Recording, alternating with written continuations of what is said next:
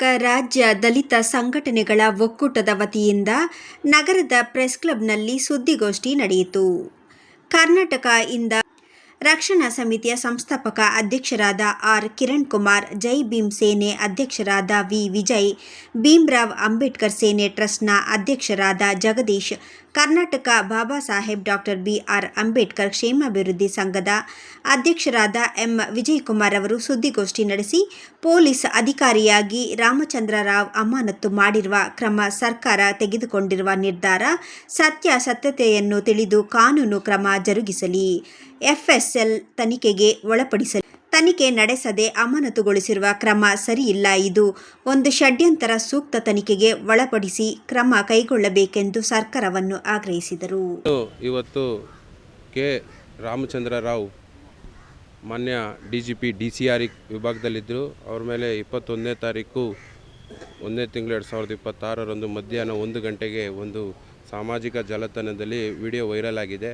ಆ ವಿಡಿಯೋನ ತನಿಖೆ ಮಾಡದೆ ಅವ್ರನ್ನ ಪ್ರಶ್ನೆ ಮಾಡಿದ್ದೆ ಮತ್ತು ಅವ್ರನ್ನ ಭೇಟಿ ಆಗದೆ ಅವರ ಒಂದು ಅಹವಾಲುಗಳನ್ನು ತಿಳಿದುಕೊಳ್ಳದೆ ಅವ್ರನ್ನ ಏಕಾಏಕಿ ಸಂಜೆ 5 ಗಂಟೆಗೆ ಅಮಾನತು ಮಾಡಿರ್ತೀರಿ.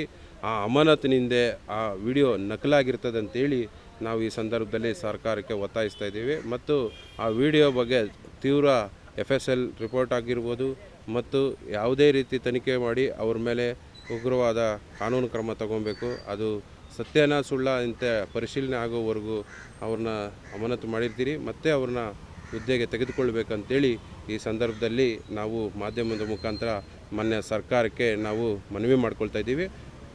ಹೈದರಾಬಾದ್ನಲ್ಲಿರ್ತಕ್ಕಂಥ FSL ಏನಿದೆ ಅದರಲ್ಲೂ ಕೂಡ ಅವ್ರನ್ನ ತನಿಖೆ ಮಾಡಿ ಸೂಕ್ತ ನ್ಯಾಯ ಒದಗಿಸ್ಕೊಡ್ಬೇಕು. ಪರಿಶಿಷ್ಟ ಜಾತಿ ಪರಿಶಿಷ್ಟ ಪಂಗಡಕ್ಕೆ ಸೇರಿರ್ತಕ್ಕಂಥ ಕೆ. ರಾಮಚಂದ್ರ ರಾವ್ ಅವರು ಅಂತೇಳಿ ಜಾತಿ ತಾರತಮ್ಯ ಮಾಡಿ ಮಲತಾಯಿ ಧೋರಣೆ ಮಾಡಿರೋದು ಈ ಸರ್ಕಾರದ ಗೌರವ ವಿಚಾರ ಅಂತ ಹೇಳಿಕೆ ಈ ಸಂದರ್ಭದಲ್ಲಿ ಬಯಸ್ತೀನಿ. ಮತ್ತು ಅವ್ರಿಗೆ ಯಾವುದೇ ರೀತಿ ಅವರ ಸಾಮಾಜಿಕ ಜಾಲತಾಣದಲ್ಲಿ ಅದು ಸುಳ್ಳೋ ಸತ್ಯ ಅಂತ ತನಿಖೆ ಆಗೋ ತನಕ ನಿವೃತ್ತಿ ಆಗ್ತಾಯಿದ್ದಾರೆ.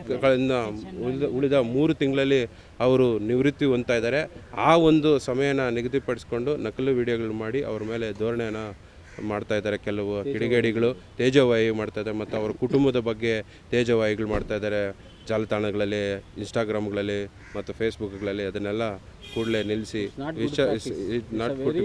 ಬ್ಯಾಡ್ ಪ್ರಾಕ್ಟೀಸ್ ಅಂತ ಹೇಳೋಕ್ಕೆ ನಾವು ಈ ಸಂದರ್ಭದಲ್ಲಿ ಬಯಸ್ತೀವಿ. ಬಂಧುಗಳೇ, ಜೈ ಭೀಮ್, ಜೈ ಸಂವಿಧಾನ. ನಾನು ಪ್ರಜಾಪ್ರಭುತ್ವ ಸಂಘದ ರಾಷ್ಟ್ರೀಯ ಅಧ್ಯಕ್ಷನಾಗಿ ಕೆಲಸ ಮಾಡ್ತಾ ಇದ್ದೇನೆ.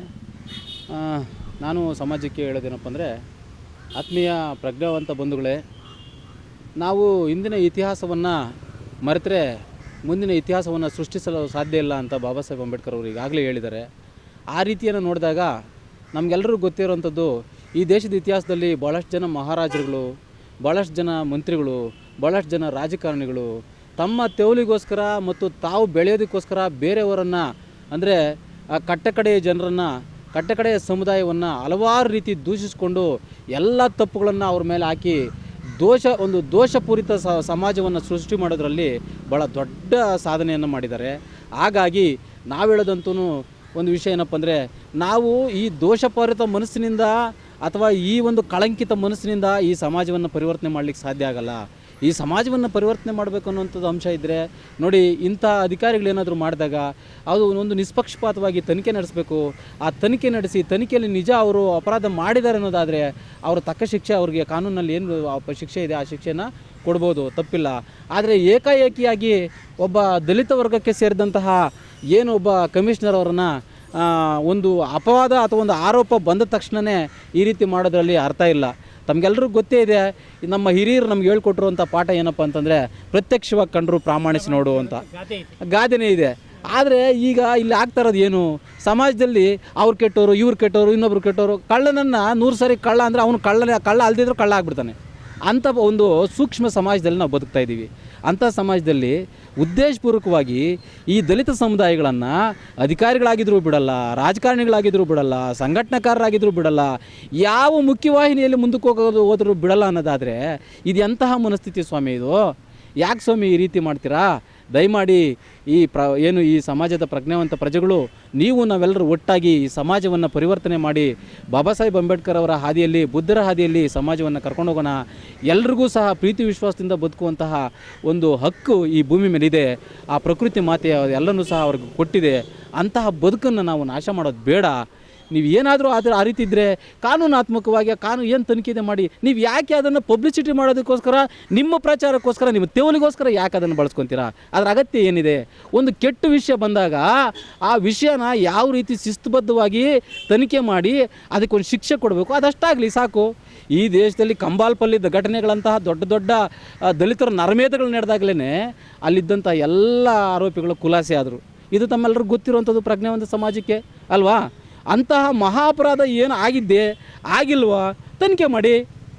ತನಿಖೆ ಮಾಡೋದಕ್ಕಿಂತ ಮುಂಚೆ ಏಕಾಏಕಿ ಒಬ್ಬ ಅಧಿಕಾರಿಯನ್ನು ತಲೆದಂಡೆ ಮಾಡೋದು ಇಡೀ ಸಮುದಾಯಕ್ಕೆ ಮಾಡಿರುವಂತಹ ಅವಮಾನ. ಈ ಸಮುದಾಯಕ್ಕೆ ಮಾಡಿರುವಂತಹ ಅವಮಾನನ ಮುಂದಿನ ದಿನಗಳಲ್ಲಿ ಈ ವ್ಯವಸ್ಥೆ ಅನುಭವಿಸ್ಬೇಕಾಗ್ತದೆ. ಬೇಡ, ಅಂತಹ ಆಕ್ರೋಶಗಳಿಗೆ ನೀವು ಒಳಗಾಗೋದು ಬೇಡ. ಈಗಾಗಲೇ ಸಹ ದಲಿತರ ಆಕ್ರೋಶಕ್ಕೇ ಈ ದೇಶದಲ್ಲಿ ಎಷ್ಟೋ ಸಾವು ನೋವುಗಳು, ಕಷ್ಟಗಳು, ಬಾಧೆಗಳು ಅನುಭವಿಸ್ತಾ ಇರೋದು ನಾವು ಕಂಡಿದ್ದೀವಿ. ಇದು ಮೇಲ್ವರ್ಗದವರು ಮತ್ತು ದಲಿತರು ಅಲ್ಲ, ನಾವೆಲ್ಲ ಮಾನವೀಯ ಮನಸ್ಸುಗಳು ಸಮಾಜವನ್ನು ಶಾಂತಿಯುತವಾಗಿ ತಗೊಂಡು ಹೋಗಬೇಕಾಗ್ತದೆ. ನಾವೆಲ್ಲರೂ ಸಹ ಈ ಸಮಾಜಕ್ಕೆ ಉತ್ತಮ ಜೀವನವನ್ನು ಕಲ್ಪಿಸುವಂಥ ಕೆಲಸ ಆಗಬೇಕಾಗ್ತದೆ. ತಮಗೆಲ್ಲ ಗೊತ್ತೇ ಇದೆ, ಪತ್ರಕರ್ತರುಗಳು ತಮ್ಮ ಜೀವನದ ಪ್ರತಿಯೊಂದು ಕ್ಷಣವನ್ನು ಸಹ ಸವಾಲುಗಳ ಮಧ್ಯೆ ಇಟ್ಕೊಂಡು ಬದುಕ್ತಾ ಅವರು ಸಮಾಜಕ್ಕೆ ಏನೋ ಒಂದು ಒಳ್ಳೇದು ಕೊಡಬೇಕು ಅಂತ ಮಾಡ್ತಾಯಿದ್ದಾರೆ. ಅಂಥವರು ಮಾಡ್ತಾರಂತಹ ಪ್ರಯತ್ನಗಳನ್ನು ಅರ್ಥ ಮಾಡಿಕೊಂಡು ಅಂಥವ್ರಿಗೂ ಸಹ ಬೆಂಬಲವಾಗಿ ನಿಂತ್ಕೋಬೇಕು.